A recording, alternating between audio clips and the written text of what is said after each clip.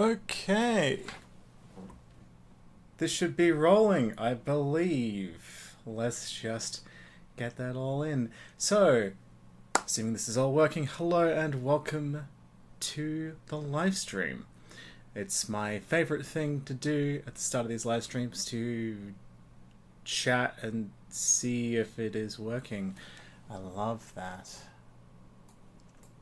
It does not show me anything. I love that. Okay, can you see me? Because it's showing on my screen completely blank. Can you actually see me?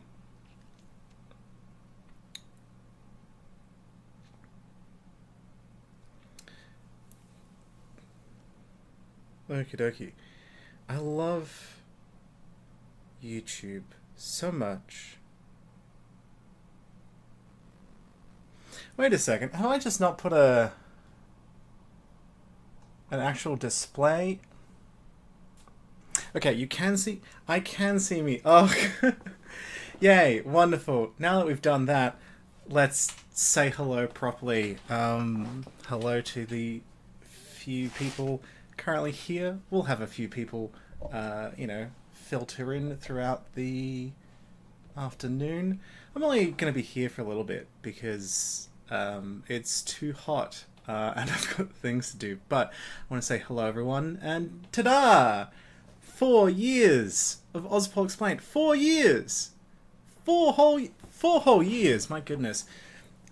I've learned a lot. I hope everyone else has learned a lot. When I started this 4 years ago, was not the smartest individual, I would admit. But the interesting and great thing about this is, it has motivated me to learn more, and, I've discovered that a lot of things didn't have, the most immediate and obvious answer, at least to me. There's the bare basics when it comes to all sorts of things. And I was like, but I have this particular question, and just wanted to, tune in and find out more, basically. I was just like, how do I understand it better, basically? If we take elections, for example, right? You would have, the basic understanding of an election is you go to the polls and you cast a ballot by putting in some preferences, and then the most popular person wins in the lower house, and then a quota of people win in the upper house. That's it. There's hundreds of pages of electoral law. So what's a returning officer? How do these boundaries get determined? All that sort of thing. There's the bare bones of this is how the basics work, and I'm like, I want to know more. So this project has been great in in just learning more things, and I hope that I have managed to get my interest and passion condensed. There's a lot of old episodes that are too long, really, and rambling. There's one about the speaker that just goes on for 30 minutes or something. I'm like, this is too much detail. So yeah, if there is any questions at any point, feel free to pop that in the chat. Let me know, and I'll get onto something specific, because otherwise I'm just kind of currently talking at you about me. And this is an educational project, and I love talking about specific things. Yeah.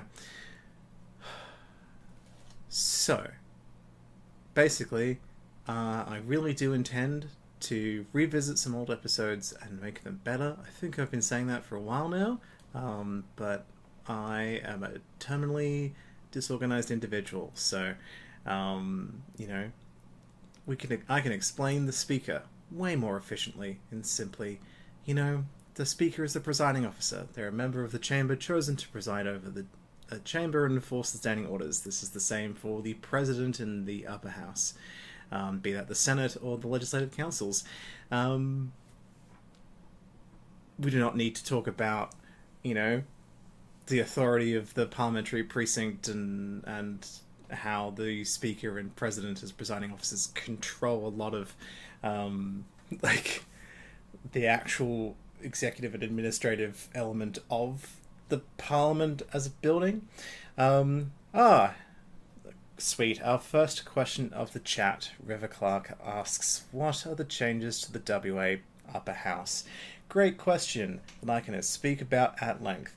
So, basically, beforehand we had, well, this is the current system.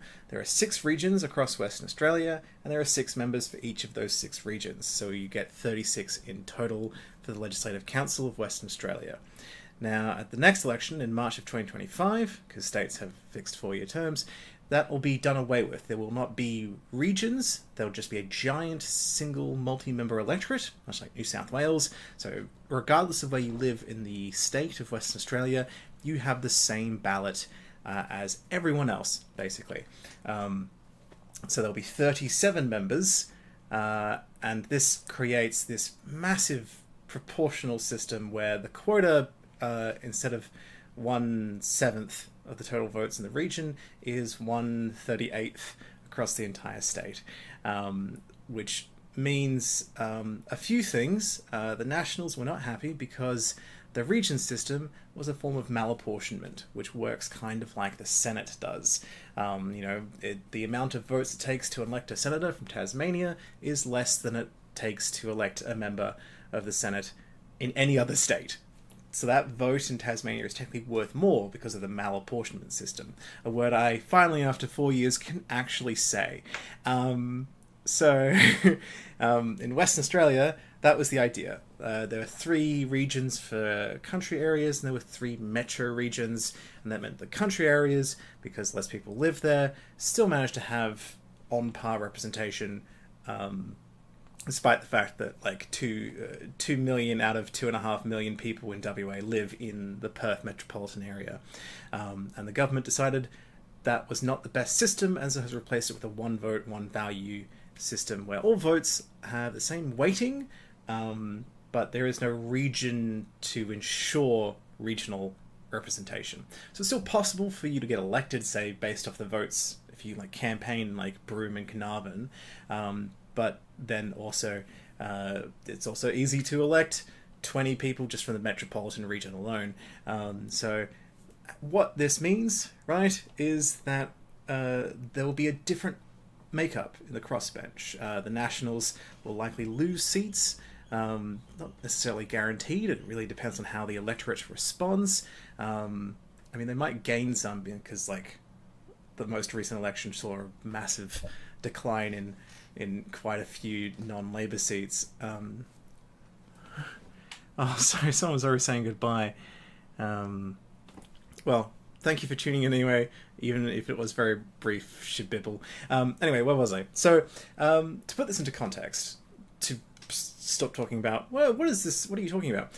The Greens, right, got a lot more votes than Nationals, and got more votes as well than the Legalised Cannabis Party, but their votes were spread out across the entire state. So the only spot was the South Metropolitan region that had enough votes and preferences to coalesce into a single quota for the Honourable Dr. Brad Pettit in WA Parliament.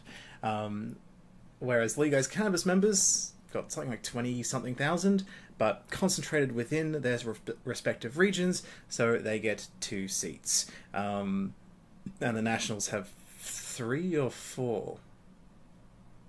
Don't quote me on that one. Anyway, basically, right, through this system, if we were to repeat that election with the exact same like distribution of preferences, the Greens get a lot more seats. The Nationals may or may not get less, because I don't know what proportion that is, but then also the Legalised Cannabis Party members may or may not get a seat.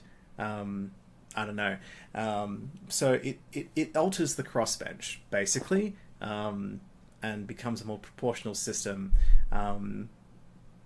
So getting rid of the malapportionment system means that you don't have that dedicated sort of regional or rural representation, but it's a lot easier comparatively to get a seat if you're supporter base is more spread out, which when you're in the regions of Western Australia, people are spread out. So really, we'll see how that plays out, and the arguments for and against that. Another thing that they got rid of is group voting tickets. Now Victoria is the only jurisdiction where that is a thing. Group voting tickets is where you just put a 1 above the line, and that party then distributes your preferences. And I'm running out of explaining at this point, so if anyone has any other questions they would like to know, please give me something else to talk about. But group voting tickets were basically like, you just put a 1 instead of filling in all the boxes below the line, and people were like, well, that's easier and simpler, we'll do that. So more people would formally vote, whereas before that introduction, a lot of votes were informal because people didn't want to fill out every single box below the line, or that would result in errors. But it does mean that you aren't putting forward preferences, so parties would then choose those preferences flows, and people like Glenn Drury, the preference whisperer, would get all the micro parties together and be like, here's some way that we can, you preference each other, and one of you is going to get in through preference flows, and the government went, let's get rid of that and simplify it, so you have to put a few numbers above the line to distribute preferences. It's still simple and easier than voting below the line, but it means that you are in complete control of your preferences. There isn't like when we talk about preference deals between parties, we are talking about how to vote cards, which are just merely suggestions. In Australia, with the exception of Victoria, if you vote above the line, which is optional, political parties don't control your preferences anymore. Okay. More stuff. How does the Australian political system stack up against other broad and massive question that is incredibly difficult to answer, because like, in what way? Which countries? There's 200 of them. We've definitely got a democracy. We've got a constitutional monarchy, so, there's tons of republics out there with either like appointed or elected heads of state. We have the same hereditary monarch as the other Commonwealth realms. We also, have mostly separated 3 powers of government: the judiciary, executive, and legislature. But the executive and legislature kind of cohabitate a little bit, because that executive government is managed by, the head of government and cabinet, so premier and cabinet, or prime minister and cabinet, and they're all elected members of parliament, so they're also part of the legislature. Whereas in the US, for example, the executive gets to be its own little separate branch, where the president gets to handpick his cabinet, and they are not elected members. And pretty sure that's right. To be fair, I haven't double checked that in a long time, but I think that's right. And also, weirdly, the president has judicial power. Not like fully, like can't like say someone is like guilty of a crime, but gives pardons. We don't do that. That's definitely not a system. No, if the courts, which sort of like, they're like, oh yeah, we'll separate the executive from the legislature, and then we'll just have this weird sort of ability to like mess with the judiciary, and it's like, what are you talking about?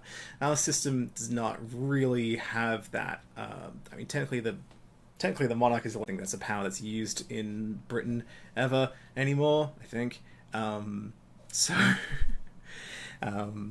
Yeah, if the courts say you're guilty, you are guilty of a crime until you appeal that to a higher court, and once you get to the high court and they still say, no, you're guilty, that's it. The prime minister can't swoop in and you're like, no, they're not. I pardon them. What a, not to yuck anyone's yum, but like, I don't understand why you would do that, why you would give a single individual who is not directly elected, because the US president is technically not directly elected, why would you give an indirectly elected individual so much power and influence over the judiciary? Anyway, talked about political bias in journalists in Australia. Tim Jones. I mean, I have considered making a video, but like, I am meant to be politically neutral, and it's like, how do I demonstrate political bias with like a case study for Australian media, and it not just turn into a lot of conservative bashing, because the dominant media force in Australia is the Murdoch media empire, which is unashamedly right wing. And there's the Guardian, which has some left-leaning biases, you could argue, and there's the ABC, which is difficult really to argue in politically. Like, if you're more of a Murdoch media sort of watching person, you would claim that the ABC is very left-wing, but its appointments have for the past near decade been conservative appointments from Liberal coalition prime ministers, so for its board. So I wouldn't really argue that the ABC is very left-wing. I would say that it does actually a pretty decent job most of the time of fitting the brief of being neutral, but you can be like, the Guardian is an example of left-leaning politics in journalism, and the Murdoch media empire is an example of right-wing media reporting. And the thing is that Murdoch is so much bigger than the Guardian, and so therefore gets so much more attention. And then it's like, how am I really describing this in a way that appears equal when it is literally and logistically unequal, while still appearing neutral, as if I haven't gone on some tirade for some own personal political gripe about the media landscape. But we all know that the Murdoch media empire is right-wing, and we all know that the Guardian is left-wing or left-leaning. They're not really, you can't necessarily put them on the same sort of Punnett squares of the political compass as you can in political parties when it comes to the ABC vote compass, which is also just becomes a difficult thing of how do you quantify bias, really. But I guess I should talk about some form of media literacy and analysis at some point. Anyway.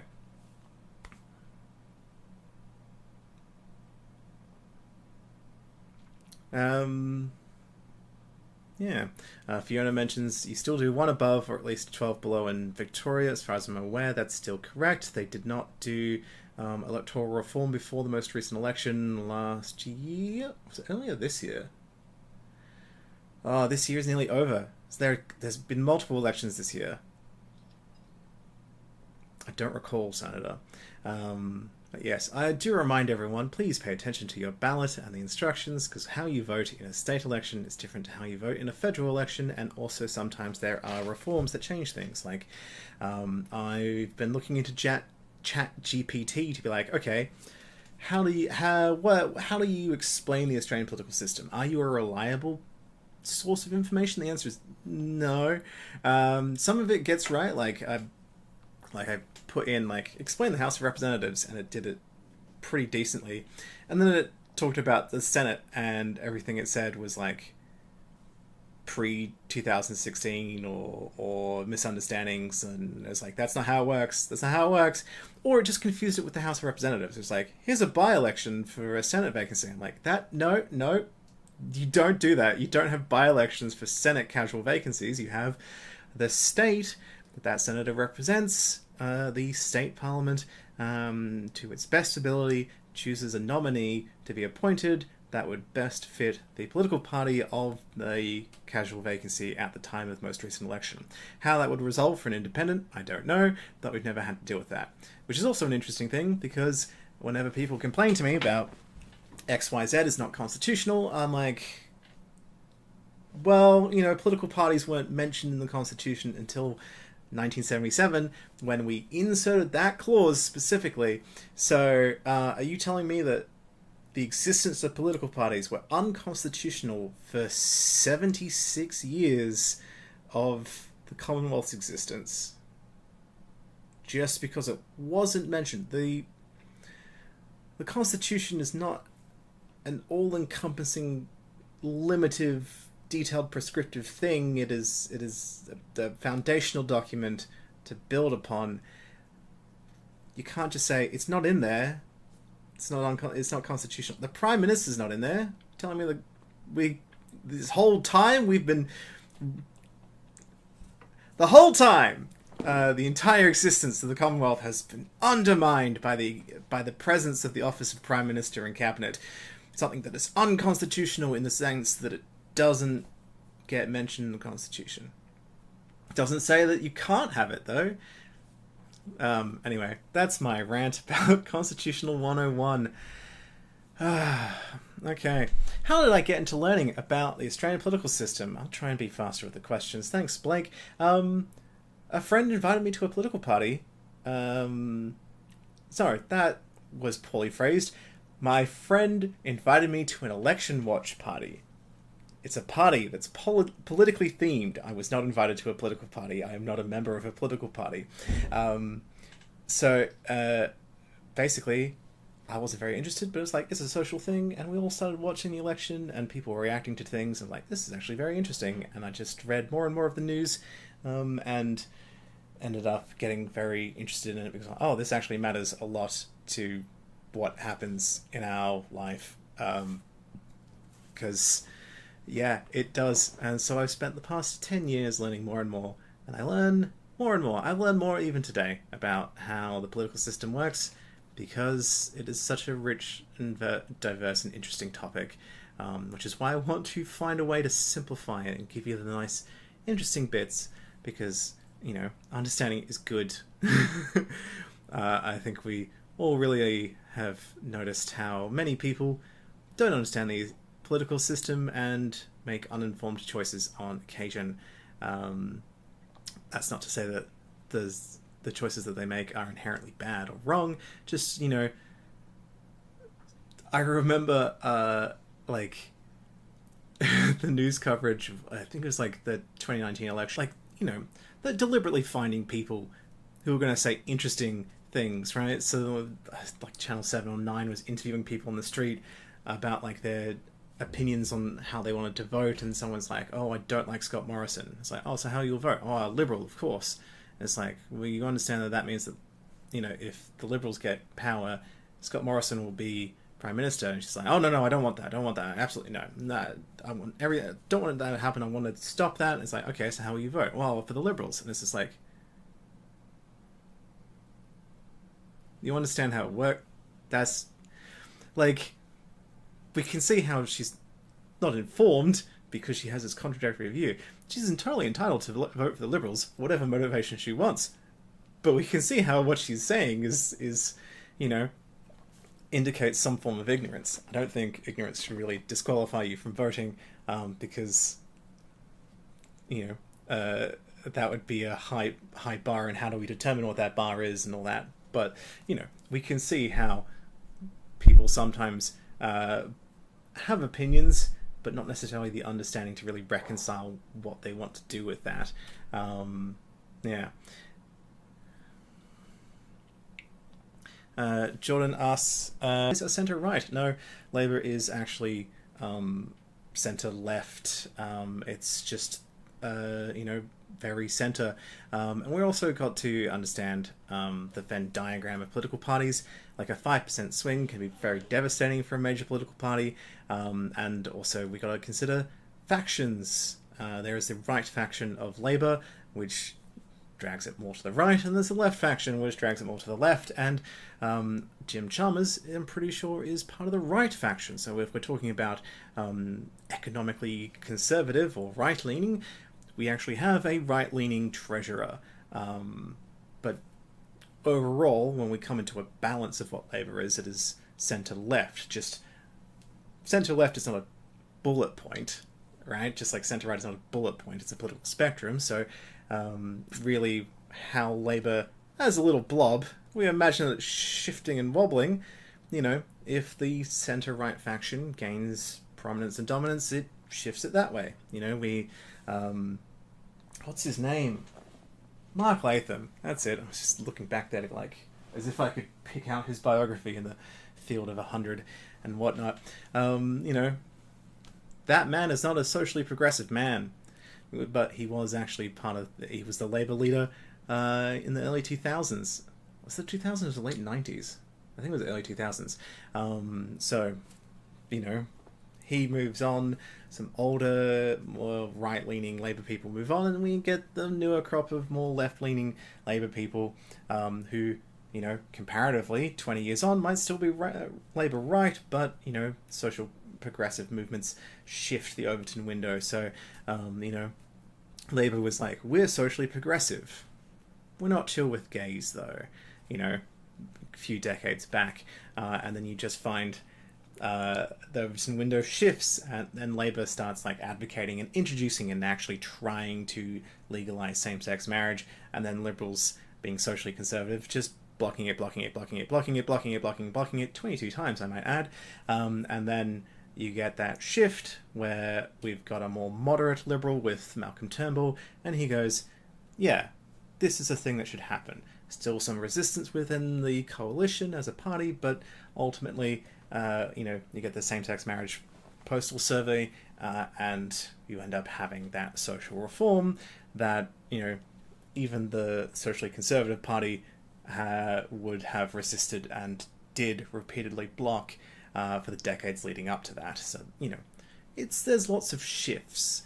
You know, centre-left and centre-right is still a relative thing, but, you know, if we go back 20 years, what that is, we shove it back that way. Okay. So, okay, we're actually getting a lot more things now, so I should probably actually start answering things quicker. Yeah, congratulations on 4 years. Thank you. That question's just rhetorical. Ben Chesterman, my favourite fan who loves to misuse words and doesn't understand what the word socialist means, but always comes back to watch my stuff and comment to promote it, to make sure more and more people can see it. Thank you, Ben. You've been here for 4 years, constantly commenting on things to boost it in the algorithm and make sure it's popular. So I appreciate that. You always seem weirdly antagonistic, but I know deep down you like me, even if you like constantly pretend not to. Okay. Gosh, Tim Jones asked about comparing people's attitudes to sporting teams and how they choose their politics. Gosh, wouldn't know anything about sport. Interestingly, if we go back to, like, say, the 30s and 40s, your religious denomination was more of a influencing factor than necessarily your political party. Like, some people would be like, he's Catholic, I'm voting for him. And then and it wouldn't matter if he was Labour or Liberal. You know, that's more of a comparative element, really, that I would be better at, you know, demonstrating with my understanding of political history than I would sport. I don't know who Richard is, sorry. Gosh, let's try and catch up.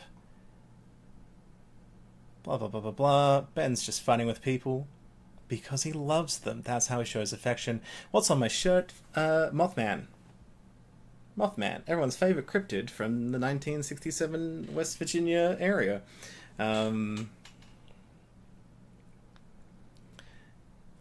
It is Mothman. Okay, whoa, gosh, I really got to catch up.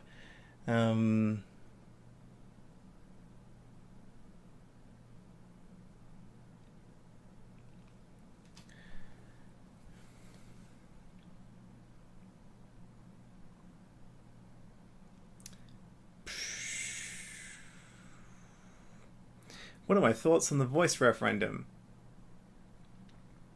Not particularly relevant or important because it's done now. I mean, look, we saw lots of misinformation.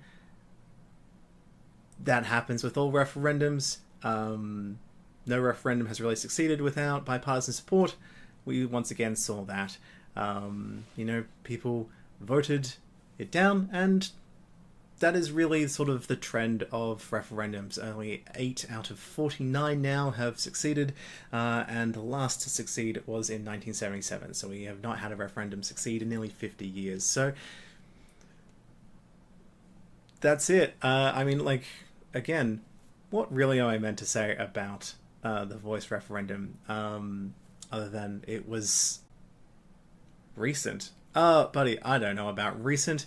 I have basically just spent a lot of time in history books learning about weird things in the past, because if anyone saw my play, that's a thing that I really love to talk about. So I'm working on a book that I've been working on for several years, but I'm a terminally disorganized individual. So much research to do, and I've learned about lots of weird and interesting things that happened in the past. Not necessarily like recently, I don't know, but in the past, oh gosh, there was a dude who rode in like last minute to vote for himself. Based off like how this news article is written, it seems like people were updating the tally. Like, this is in the 1800s. Like, they're updating the tally for who got which amount of votes like throughout the day, instead of like counting them post like poll close. And so like he's like, oh, I'll just like wait to the very end and I can tip the scales in my favor. So he like bursts into town on a horse. This was 1851, 56, 1851, I think. Like the first South Australian election. And he just like gets in just in time to cast a vote for himself and tip it in his favor. But little did he know, the other guy, someone had snuck in just before him, voted for the other guy. And turns out it's a tie, right? There's these two polling places, and one's got a majority for him, one's got a majority for the other, but it's a tie. Ultimately, it's a tie, and the returning officer, right, when there's a tie, this actually happens a few times, has to make a decision one way or the other. And I'm telling a different story to what I was going to. I'm confusing it with another interesting story involving a horse. Never mind. I'll tell the other story involving a horse afterwards. But basically, right, this guy was like, oh no, what's going to happen? This division is the returning officer going to have to like cast in my favor or the other guy? And then they did a bit of a recount. It turns out the horse guy won by 2 votes. A slim, tiny majority. The returning officer did not need to cast a tiebreaker. And the funniest thing is that his opponent had decided to do the gentlemanly thing of voting for his opponent. Not for himself, but for the other guy. Just as I don't know, kind gesture of like, well, you know, obviously it'd be in my self-interest to vote for myself, so I'm going to be selfless and vote for you. And now if he just voted for himself, it really would have been a tie. And the returning officer could have cast the vote in his favour, and he could have won. Oh well. Was this the South Australian election, or was this the other one? Okay, the other horse story. Basically, no, that was the South Australian one. There's one in Victoria where it's not a tie. Basically, this guy, there used to be a property requirement, like a wealth requirement for you to actually like run for the Legislative Council, the upper house, and the guy didn't have enough money, but he knows a bunch of gold diggers, gold miners, and they raise the money to give to him so he can qualify to run for office, and then he wins, and as a celebration of their wealth and like success, like, haha, we did it, like working class people have finally gotten there, he borrows a horse from a nearby circus, and they shod the horseshoes with gold, like gold lines. He's clopping around through the streets like, look at me go, blah blah blah blah blah. There's literal gold on the on the horse's feet. And there's a statue in the small town that he's from that has, well, not a statue or sculpture, I don't know. It's a horseshoe, a golden horseshoe on top of a plinth in reference to that. Yeah. Anyway. Gosh. Anyway, I gotta scroll through all the Ben complaining about blah, blah, blah, blah, blah. Things that aren't to do with socialism, but whatever. He's entitled to his opinion. Okay, so Sir Hardhead says that from the time a political party takes office, what is the minimum time you can see the effects of their policies? Instant. Depends on what you mean by policy. Yes, there's different elements of what we mean by the government. There's the legislature, that's the parliament, right? So parliament is dissolved before an election, so technically you don't have a seat if you're a member of the House of Representatives, for example. You are just a person, and you go to an election and you go, vote for me. And then they start tallying results and it goes, oh, well, you are ahead by like 20%. We can predict that you're going to win, even though there's like a period of time that the AEC has to continue counting before it makes an official thing. So we know, like statistically, yes, these people have won this, these people have won that. This party is now in government, right? But Parliament won't resume sitting for another like several amount of time. I can't recall exactly what the time frame is, but there is a time where you have to, I think it's within 100 days of the return of the issue of the writs. Don't quote me on that. Anyway, basically, right, election happens, we all know who the government is and who is in Parliament, but Parliament doesn't sit for like, a couple of months.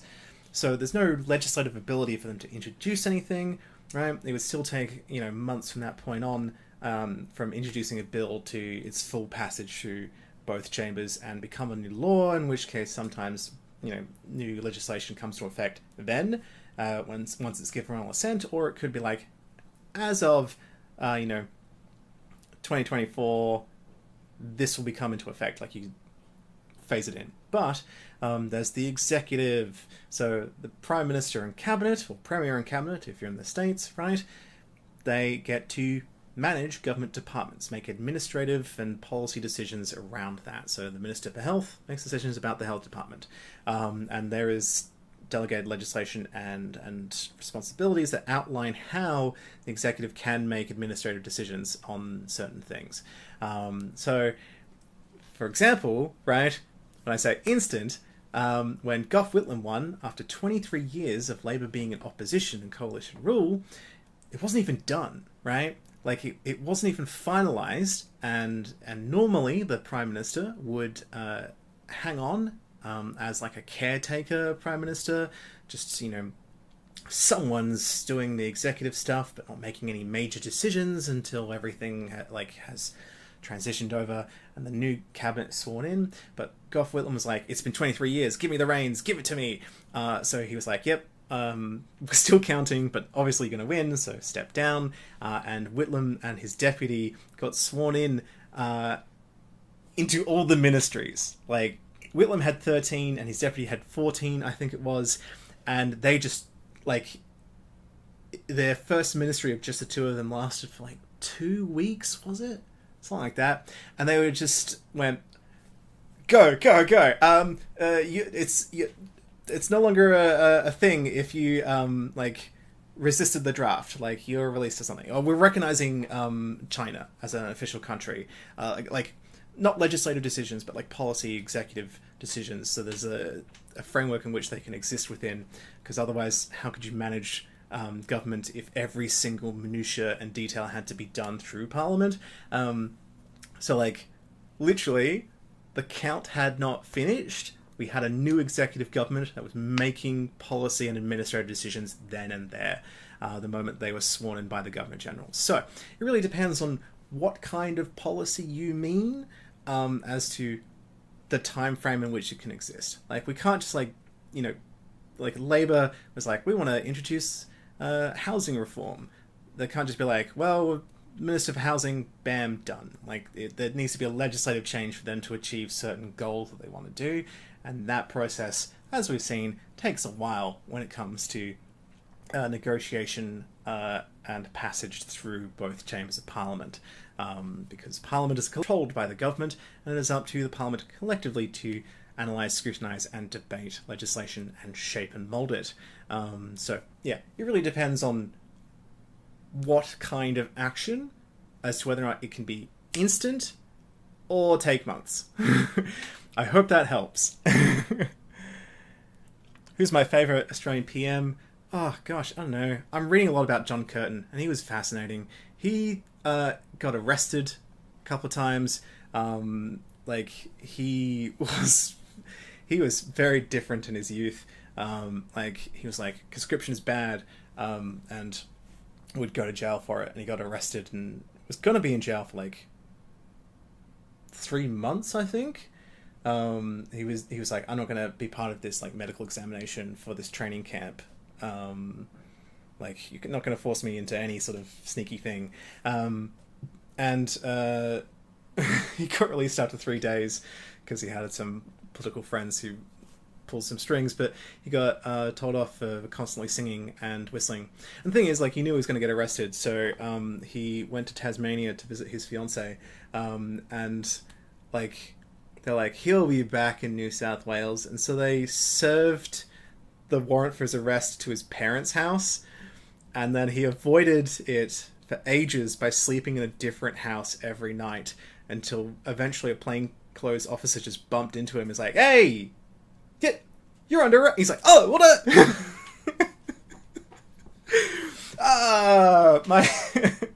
my secret trick that the police don't know about of leaving the state and then hiding at my parents' house didn't work. Anyway, gosh, just gotta scroll through all the other stuff that isn't questions. I would ask people just to be kind in the discussion, because people are entitled to their viewpoints.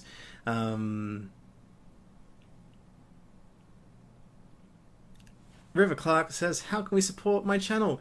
I mean, you can donate to me on Patreon. I don't really need to plug that much. I mean, I do. There's not much money from it, but I don't really feel like, because it's not a job. It's a passion project. I have a real job, so don't feel pressured. But if you want to give like $1 or $2 per video, that's great. But mostly just comment, like, share, subscribe. Literally all those sorts of things to boost the algorithm so that recommends it to more people. You know, like, just post a video on your social medias. I don't use Reddit. I don't know if people post stuff to Reddit. I don't know if anyone uses Twitter or X anymore, but feel free to tweet it out if that's the thing that you do. And message it directly to people. They're like, here's a specific episode that I think you would enjoy. Really, that sort of direct recommendation to help the channel grow, that would be great. What have I got? I've got something like, what, 12,000, 13,000? How popular am I? Hey Google, how popular am I on the internet? Tell me, am I really popular? How do I be more popular, Google? Love me. I've got 14.3 thousand subscribers. How did I lowball it? Anyway, basically, yeah, let's grow it. Let's get it to 15,000. If I get 100,000, I get one of those plaques, which is not an achievable goal in my mind, but maybe, if every single one of you can get me 10 extra subscribers, I think that works. Anyway.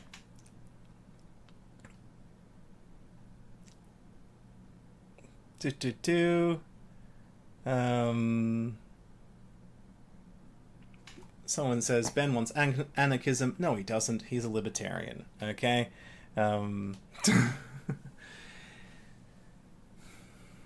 He's clearly arguing for a libertarian philosophy of little to no tax and minimum government intervention.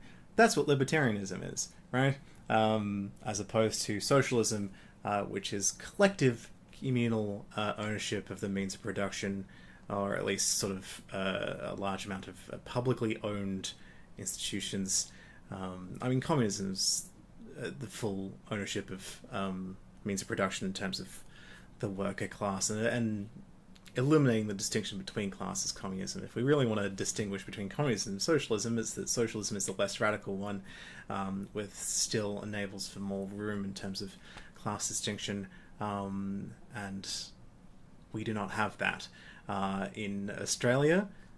In fact, I'm actually reading a book about that, and how Labour rejected socialism in 1908, because there was naturally Labour is from the Labour movement, and when members of Parliament started getting paid, it actually meant that there was an avenue for the unions to get into Parliament and enact legislative change instead of having to constantly resort to strikes, which were economically not great for the country or businesses, but also economically difficult on the workers themselves because they're not working. So like that was their tool, their last resort tool for you know, trying to get what they want and improve conditions, and that was too blunt of a lever for the labour movement. So when it was like, oh, we can get paid if we're members of parliament, because until the 1890s it was a volunteer position, they're allowed to get in there. And naturally you had a lot of socialist people in the labour movement, but then you also had a bunch of moderates, and the moderates, the Victorian Socialist Party, which 80% of its membership was also Labour, and they moved things like, we are not socialists, we are moderates, we're reformists, and also you can't be a member of two political parties, you have to be a member of one, which meant that you had to pick between being part of the socialist movement or being part of the Labour moderates, which caused one of the many internal conflicts of the Labour Party throughout its long history. But we can see that over time, really, while there have been sort of some socialist things, I mean, after all, the pharmaceutical benefit scheme and Medicare and public transport and whatnot are sort of socialist concepts, but we have a mixed economy where overall really it is based towards a sense of capitalism, and capital being a thing that you own to create class distinctions that benefit you, as opposed to socialism, where we're really focused on public and communal things. So, hey, we are not a socialist nation, but fun fact, pretty much everywhere has a little bit of socialism in them, because socialists were really fighting with the moderates in the early to mid 20th century, and laid down the foundations for social reforms like the pension. Now we just sort of see that as ordinary things instead of like social radicalist concepts, because the Overton window shifted to be like, that's fine, but no more. So we don't see any further really pushing towards the sort of reformist goals of OG Labour, because it goes, we did it, we reformed a bunch of things, and now we just need to manage that and maintain these things that we've built. Yeah, anyway. So, basically, we're a mixed economy. We overall have a capitalist economy with some elements that have been shifted thanks to the inclusion of old school socialists, though really if you want someone who's got more of a socialist bent, you would not go to Labour in these modern days. You would probably go to the socialist parties like the Victorian Socialist Party, or some of the Greens. Again, it's a political spectrum. I'm not saying that all Greens are socialists, but some Greens are socialists. Not all Greens are socialists. Okay. Gosh. It's so difficult for me to find where the questions are in between. Ben, once again, promoting me and boosting me in the algorithm, because the more you comment, the more people see my stuff. You understand that, Ben? Thank you very much for watching. Anyway. What happens in the Federation Chamber? Great question, Angus. The Federation Chamber is basically for non-significant debate. There's the process and the steps of a debate, and really, the Federation Chamber does not have the authority of the actual chambers of Parliament to pass. Like, if it passes in the Federation Chamber, that's just that.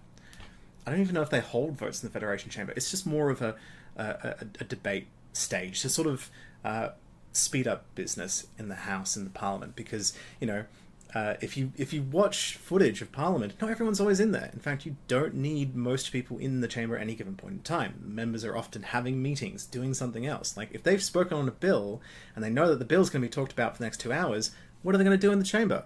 They might as well leave, unless you don't have enough for a quorum. So what you can do, right, is you have a bill in the House. It's non-controversial. You send it to the Federation Chamber, and if you just get a handful of people to bang out the details there, bring it back into the House, Representatives or Senate, and then actually do the substantive debate and amendments and votes there. So it's a way of basically being like, two things at once, just to speed up the less significant things that aren't going to cause a big controversy, but you want to make sure that you have the due process of examination and scrutiny. So we don't have 3 chambers because it doesn't have the legislative authority of a chamber. But when it came to, say, like the voice to Parliament referendum, people were like, it'll be like a 3rd chamber of Parliament. And I'm like, okay, one, Parliament is already comprised of 3 bodies, and one of them is the king. And secondly, if we're talking about physical chambers where actual parliamentary work happens, the Federation Chamber is kind of like that, minus the legislative power. So if we are to be generous about what constitutes a chamber, the voice was not going to be a third chamber ever, because if we were to really stretch it to the point where the voice gets included in the definition of chamber, despite having no executive, judicial, or legislative power whatsoever, the voice would not be a third chamber, it'd be a 5th chamber.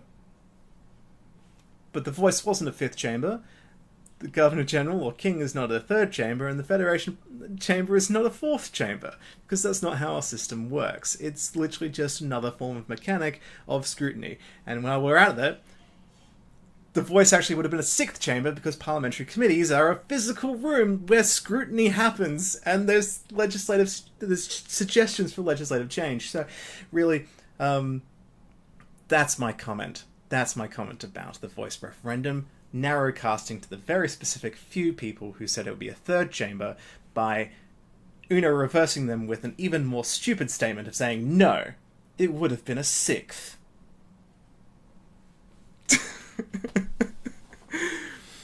But that's not what chambers are, so all of that was nonsense. Anyway.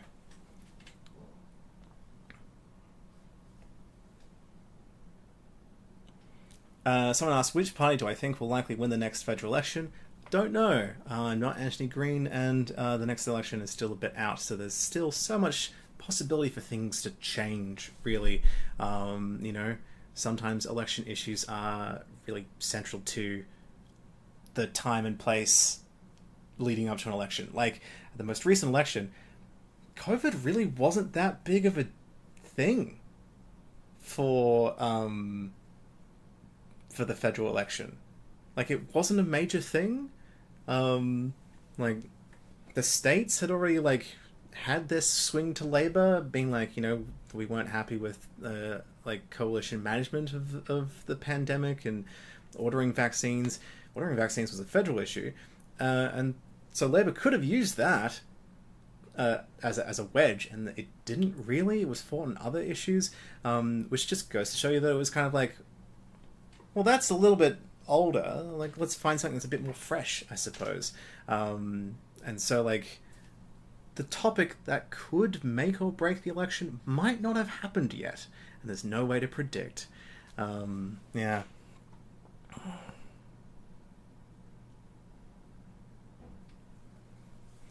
See, Ben says he wants a flat tax. That's a libertarian thing. That's literally a liberal Democrat policy of a flat tax instead of a progressive tax. We just be nice to Ben, okay? He's just a libertarian.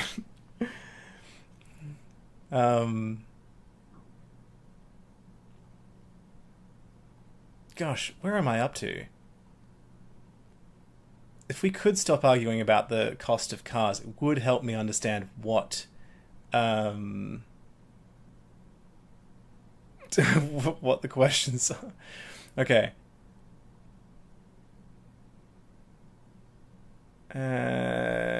Gosh.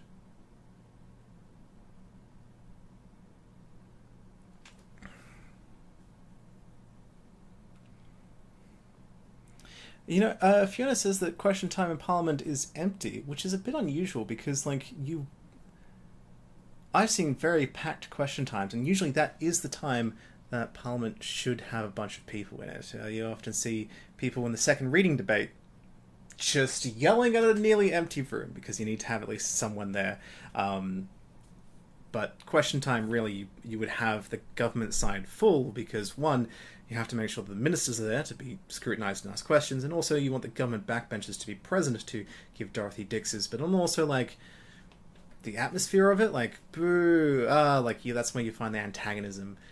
Question time, I feel, is not a good example of what Parliament is. It is a useful way of the opposition having its ability to say about what it wants in terms of scrutiny. But, like, it does often come off as a point-scoring thing. There are other forms of scrutiny, but question time allows the opposition, a public ability to talk about the thing that it wants, as opposed to parliamentary committees, which are public and you can read every report they do, but that doesn't get the same attention and weighting necessarily. I also just want to clarify, once again, politically neutral, when I'm not attacking people for the way that they voted in The Voice by saying, you know, it was a stupid thing to say that The Voice was the third chamber. That is an objectively wrong thing to have said. That is, yeah. I also don't think that was the major motivation that most people had when they voted no. They had other motivations. The motivations for people voting is vast and complex. This one in particular was mechanically not how the Voice or Parliament works. But, oh well. People try to explain that to them, and it's up to the voter as to what information they consume to understand things better. Anyway.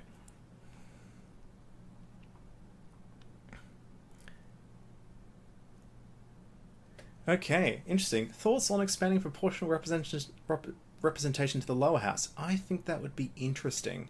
Non-proportional representation does actually kind of manufacture a majority. Like, it's a lot more useful for getting a majority for major parties. Like, I've recently been in Europe, and that was really fun. I went on 4 different parliament tours because I'm a big nerd. Anyway, so basically, a lot of the upper houses are appointed or indirectly elected. Like, they're not they're not elected like the Senate is. So they did this thing where they try and limit their legislative power, and then just sort of becomes a sort of ongoing committee to scrutinize the lower house. But it's like the lower house can just create a committee, so why not just have a useful upper house that has legislative authority, I guess, but you do you. But to get around this, in some ways, the lower house in some places becomes proportional. So the Isle of Man, Tynwald Parliament, the House of Keys, there's 2 members for each electorate, which is not a huge proportion, but like, it's a small island, there aren't many people, so, you know, the second best still gets in, right? There's only 24 members. And like the Irish Parliament, the Republic of Ireland, also I'm pretty sure has a proportional lower house. Scotland went for an idea similar to New Zealand, where it's mixed proportional.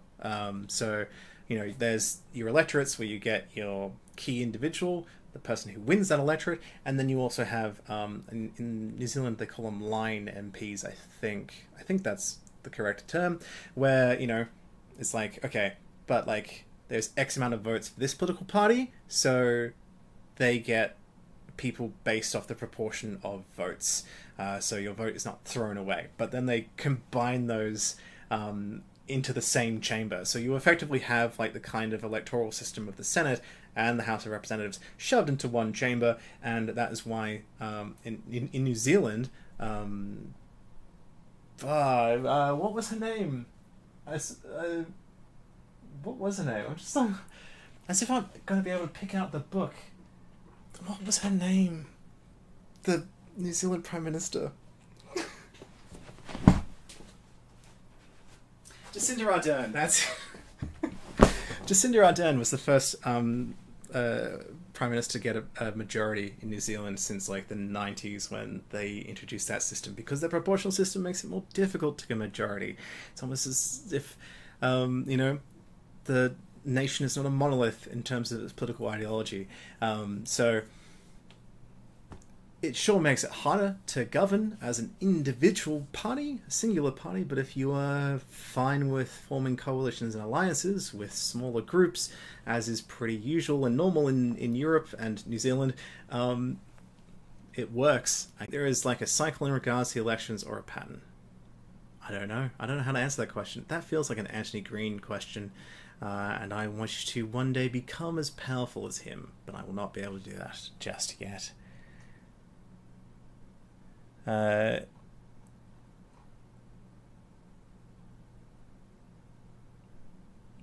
Ethan asks, do I think young people, say under 25, engage in politics in a healthy and productive way? What tools are there to give the younger generation a better chance to improve and engage in politics? This channel is created for that very purpose.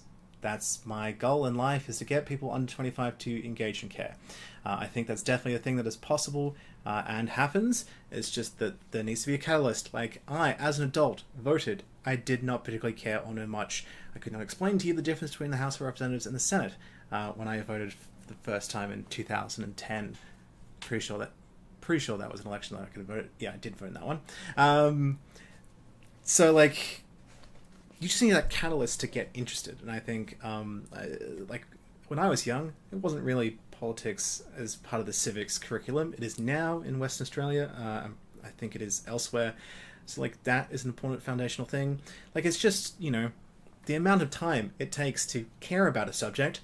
Older people have had more time to do that. They've had more time for it to affect their lives, and that is just the way that it is. And so it is a constant thing of trying to be like, how do we find ways to engage the youth and make them understand that this is, one, something important to their lives, two, something they can understand, and three, something that they can engage with and influence and shape. And that is just an ongoing thing, be that through TikToks and YouTube. Share, subscribe, tell everyone about it, or, you know, just personal conversations, or just, I don't know, how we shape the curriculum in school, and good questions.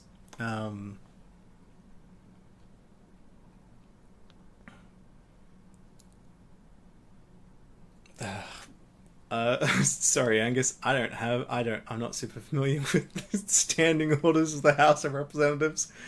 I mean, I've read some of it. But also it really depends on the enforcement by the speaker. Bronwyn Bishop was not well known as a good speaker in terms of neutral enforcement, whereas like Billy Snedden, these are both Liberals, by the way. I'm making sure that I have a neutral answer.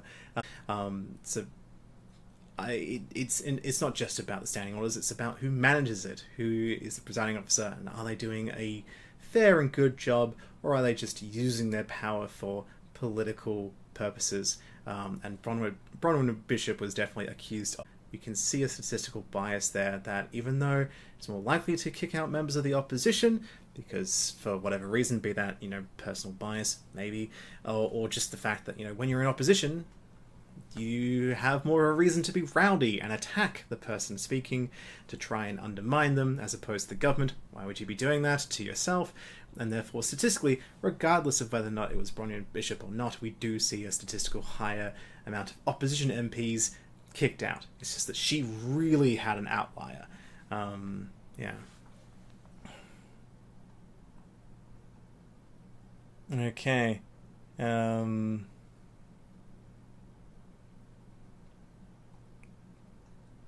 Gosh, anyway, I have things to do. My wife has returned, so I gotta eat dinner soon, you know, help with that, and prepare. I've got a conference tomorrow, so I won't be here for much longer.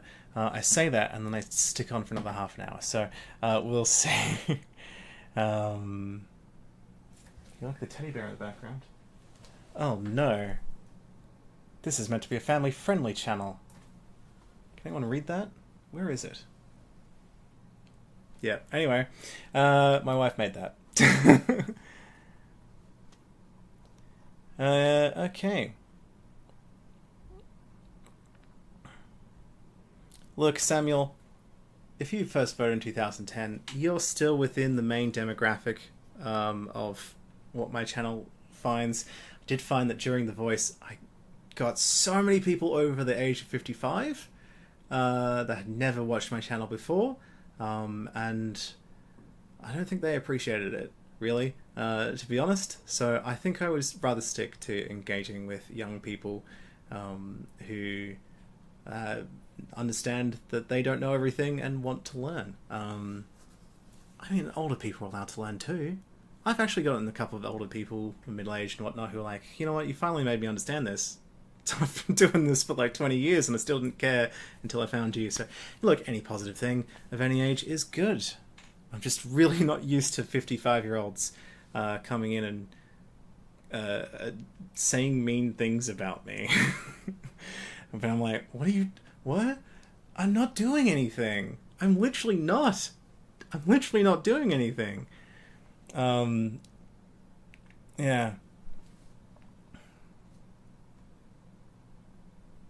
Oh, Fiona got a sticker when they voted at age 18. Oh, nice.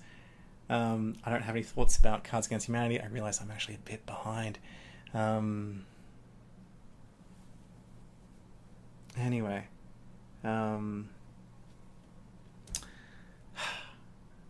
Well.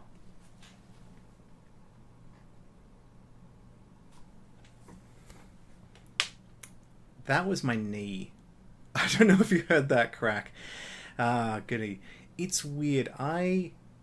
Like in my day job, I have to interact with children and tell them like, hey, this is the basics, the basic fundamentals of like Parliament stuff. And they were born after I graduated high school. Oh no, that's not the achievement. No, some were born after I graduated university. No, they will be next year. Next year, I will be having to deal with children and telling them the basics of Parliament, and they'll have been born after I graduated university. Thank you. And that crack reminds me that I am not the young man that I once was, who had different problems with my joints. No, I didn't have different problems. I just had the same, but less. I have a walking stick, by the way. If anyone wants to have that kind of personal information about me, I have a walking stick that I thankfully don't use very often, but I do actually occasionally have a flare-up of gout, good old arthritis in the bones. Got my arthritis meds, like an 80-year-old, to deal with flare-ups, and I have a walking stick if need be. So, being young does not necessarily mean physically fit, and we should really divorce ourselves from the idea that, oh no, getting older is going to make us crumble and be old and brittle, because that can happen to you when you're young, and also, you know, disabled. Disability physically limits people when they're young too, and if we create a society and culture where we go, oh gosh, doesn't it suck to not be the most physically fit individual in the world, I don't think that really helps with people's self-esteem if they, as a starting point, we're never going to have the physical peak ideal body that we all think we should have in our, you know, early 20s. So let's just let's, one, stop caring about aging, and two, really accept that bodies are bodies, and we will never be our peak physical selves unless we happen to train to be Olympians and then have a narrow window of that, or just have very loose ideas of what the peak physical idea is. So my peak physical appearance is this, and in 5 years my peak physical appearance will be what I look like in 5 years. Anyway,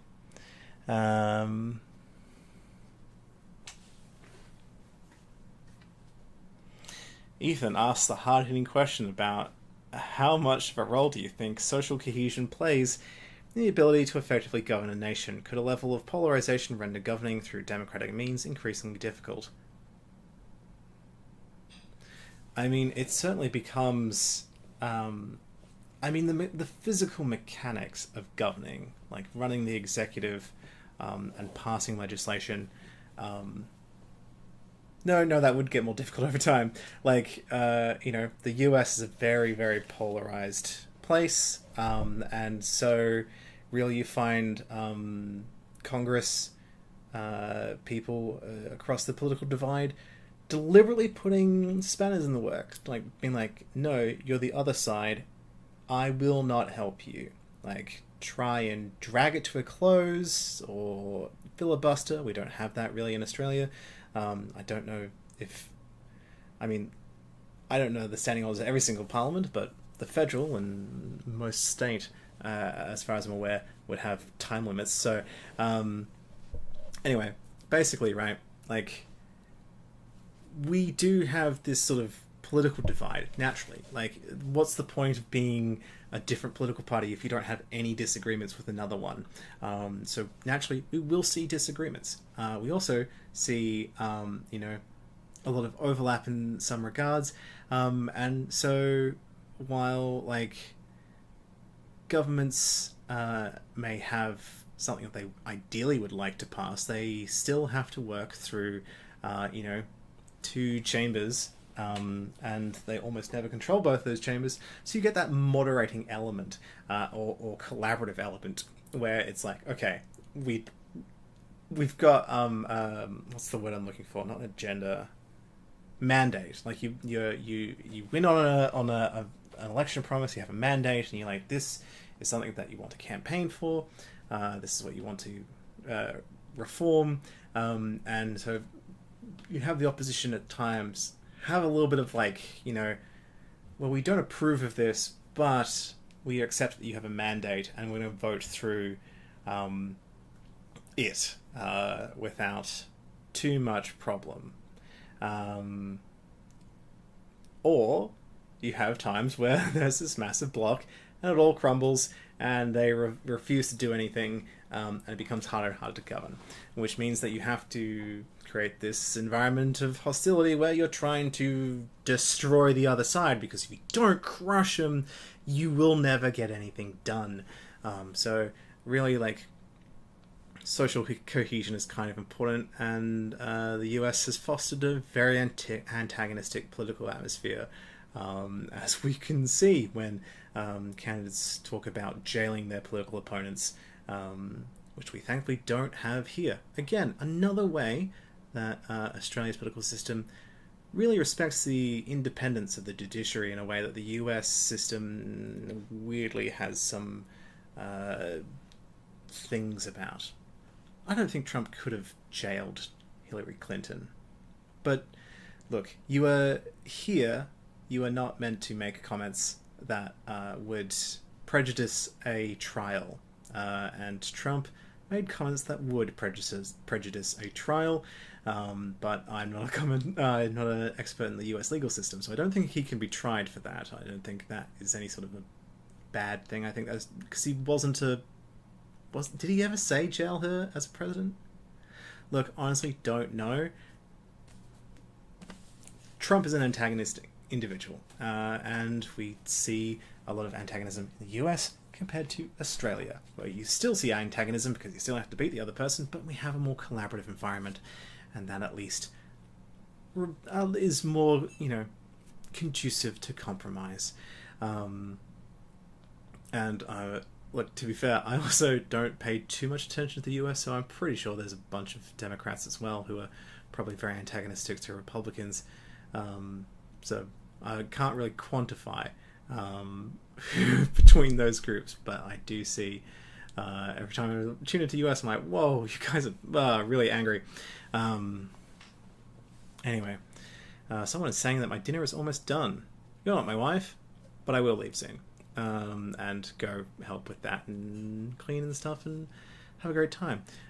This has been great. 4 years. We did it, everyone.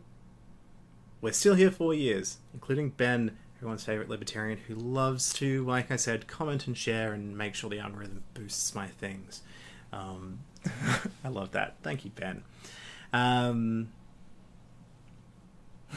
Just because I say nice things about Ben does not necessarily mean I endorse or disendorse what he says. Just so everyone is clear. I'm politically neutral and accept everyone regardless of what they say.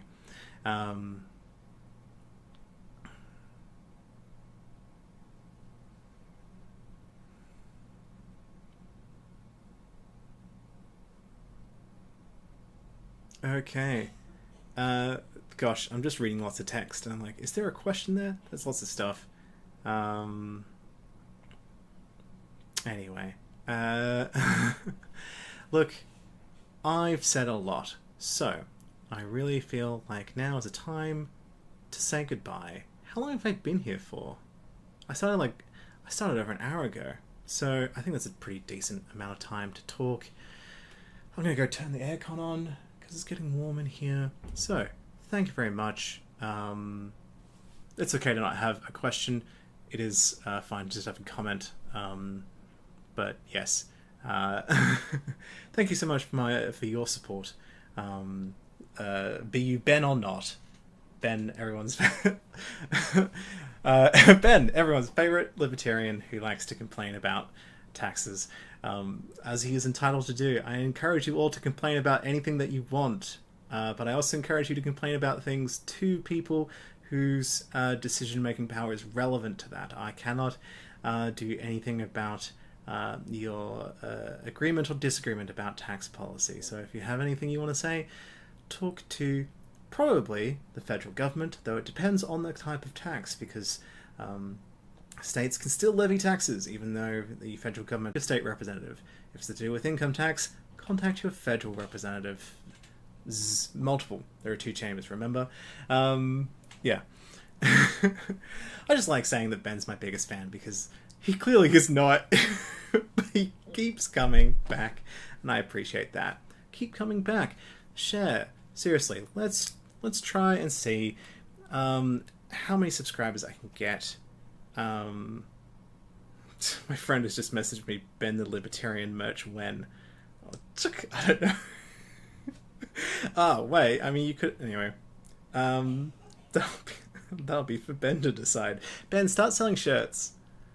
And then tell me when you start selling shirts. I can't wear them. I can't wear a shirt that says Libertarian on it, because that would imply some sort of political bias, and that would not be okay, and that would undermine my authority entirely. But I think that would be funny if you did it. Look. Anyway. What was I going to say? I was going to say, let's see how many subscribers I can get by the end of the new year. You know, I think we can get it to 15,000. That's only a little over 700 to go.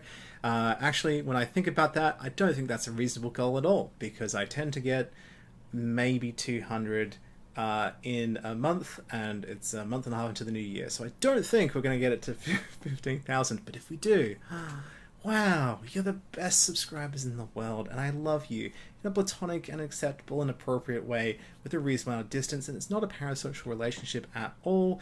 I mean, it is a parasocial... Look, understand what parasocial relationships are. What I'm saying is, we don't have a relationship. This is... this is... Yeah.